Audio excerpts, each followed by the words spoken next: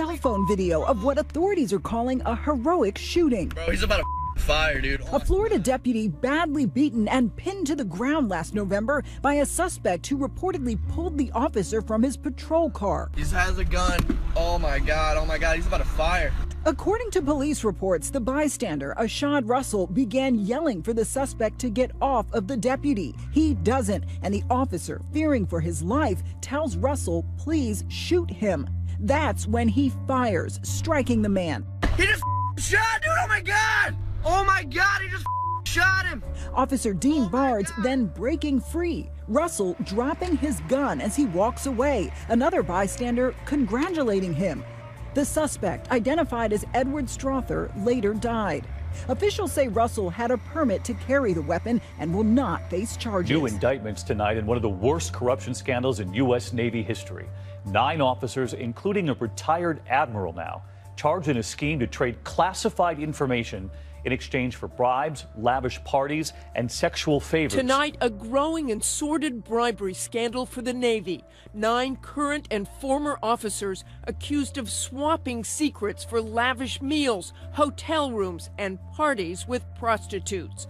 The highest ranking, Rear Admiral Bruce Loveless, now retired, a former intelligence officer for the 7th Fleet. Prosecutors say defense contractor Leonard Francis, nicknamed Fat Leonard, seen in a photo on a Navy League website, bribed his so-called wolf pack of officers in exchange for classified information and preferential access for his company servicing ships in the Pacific. This is a level of corruption and rot that is unprecedented in the history of the United States Navy. One dinner bill in Hong Kong topping $20,000. Another raunchy party allegedly held at the MacArthur Suite in Manila, seen here on the hotel's website. All the while, prosecutors say the company was overcharging, bilking the Navy out of tens of millions of dollars. There's a new star in town, and he's not your usual Hollywood heartthrob. Robo-Thespian is, as his name suggests, a robot, and he's the lead in an unconventional new play on in London. It's a story about a robot maker who builds, all his life he builds robots.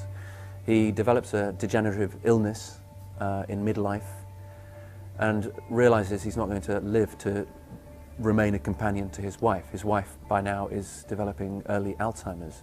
So he builds his final creation, his final robot, to be a companion to his wife. Actress Judy Norman plays opposite Robo-Thespian. She spends most of the play talking to the robot and even shares a kiss with him.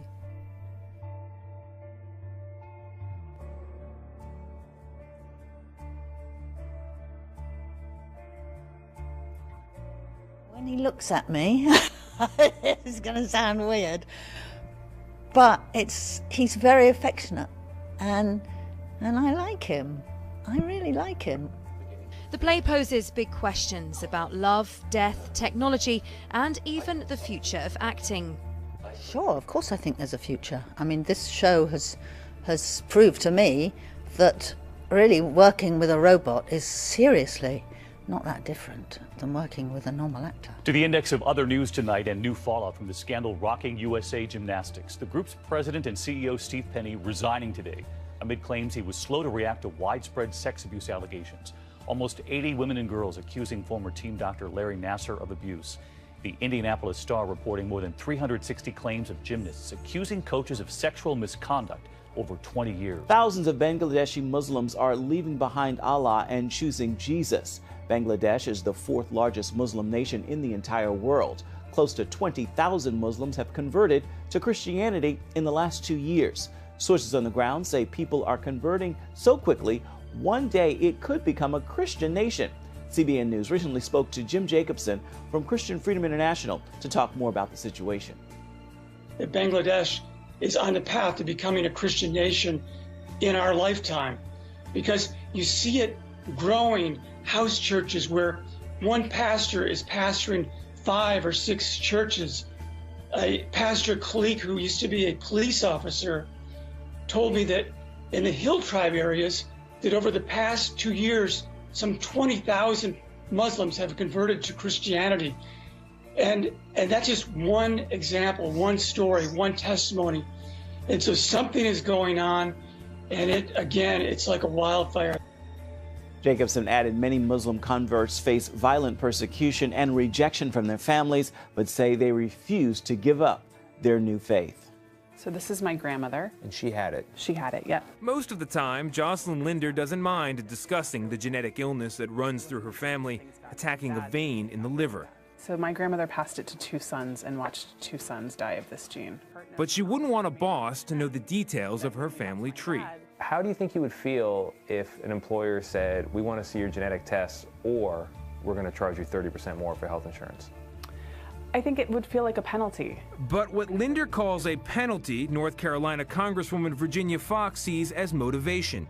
She introduced a bill that would allow companies to offer insurance premium discounts to workers who undergo genetic testing as part of a workplace wellness program. If they don't participate in the wellness program, their premium is going to be the same as everyone else. With the exception of the people who participate in the program. Well, it's an incentive to participate in the program. It's hard to imagine a good reason for wanting this information. Nancy Cox is president of the American Society of Human Genetics. In a letter to Congress, her organization and dozens of others said the bill would impose draconian penalties on employees. Federal law bans companies from using genetic information to hire, fire, or discriminate, but critics say a simple blood or saliva test could eventually reveal so much about a person's health and abilities that the urge to peek might be irresistible. There are possibilities for misusing genetic information that make it very important for this information to be private. Were you surprised when you saw the opposition to this bill? We are totally surprised. Representative Foxx points to the benefits of companies engaging in workers' health. It will save people money, and it also will help them achieve a better quality of life. Most large companies offer wellness programs, which are supposed to encourage healthy living, prevent disease, and lower health costs. But Jocelyn Linder doesn't think she'd ever join one if it meant handing over her genetic information. I think all of us deserve our privacy, and I think all of us deserve health care.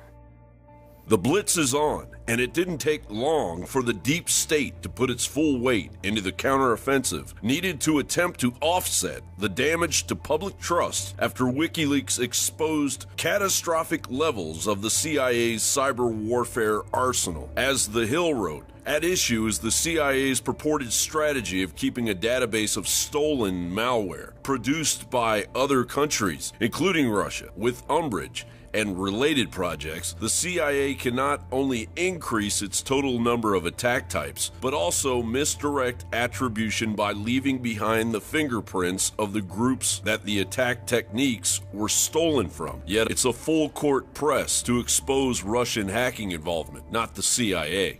We're here to announce a major law enforcement action related to one of the largest data breaches in U.S. history.